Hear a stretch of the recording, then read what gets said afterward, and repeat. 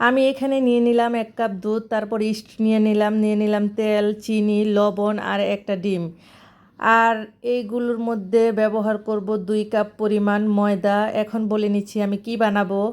আমি বানাবো আজকে পাউরুটি। বাজার থেকে কিনে আনলে সেই পাউরুটিটা আমার কেন জানি খেতে ভক্তি হয় না। তো এখানে আমি বোলের মধ্যে দুধটা ঢেলে দিয়ে তারপর এখানে 1 চামচ পরিমাণ দিয়ে দিলাম ইস্টটাকে ভালো করে একটু মিলিয়ে নিলাম।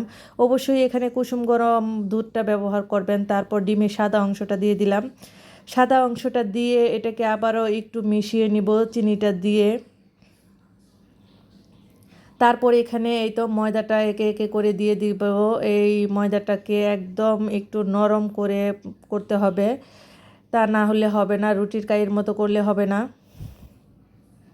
তো হাতে তেল মাখিয়ে একটু একটু করে মথে নিচ্ছি। এটা আসলে পাউরুটির জন্য একদম পারফেক্ট একটা ডো। এই তো আমি রেস্টে রেখে দিব কিছুক্ষণ পর, 10 মিনিট পর ফিরে আসব। এই তো 10 মিনিট পর এটা একদম ফুলে ডাবল হয়ে গেছে। তারপর একটা মোল্ডের ভিতরে রেখে আবারও আমি 10 মিনিট রেখে দিয়েছিলাম। এটা সরি স্কিপ হয়ে গেছে, এটা আমার করতে মনে নাই।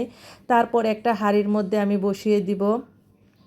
20 থেকে 25 মিনিট লাগবে এই পাউরুটিটা হতে। তারপর পাশে আরেকটা বসিয়েছিলাম ছোটো, ওই তো এটা হয়ে গেছে। তো আমি কাটতে পারি নাই, আমার কাটাটা সুন্দর হয় নাই, খুবই স্মুথ হয়েছিল। এভাবে আপনারা বানিয়ে ট্রাই করবেন, দেখবেন খেতে অসাধারণ হয়। যে কোনো আইটেম করতে পারবেন।